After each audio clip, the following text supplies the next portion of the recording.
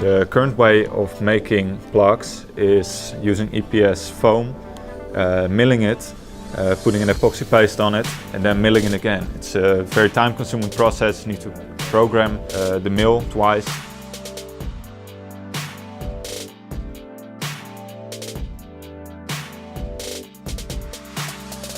So what I want to do is make 3D printed plugs. So we reduce the milling to one step instead of two. What we see over here is a printer, a 3D printer.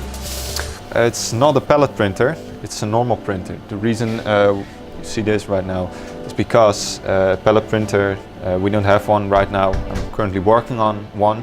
And in the meantime, to get products and test results, we're using a normal printer.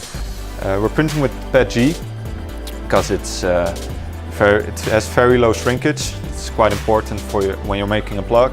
You want to be dimensional accurate. This is thermoplastic material. You get about 0.2 to 0.5% shrinkage. That's in the data sheets.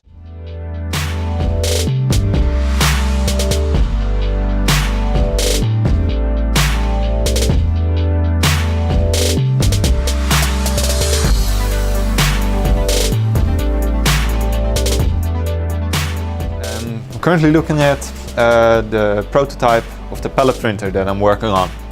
This is just a normal printer that first used filament, and currently I'm converting it into a pallet printer.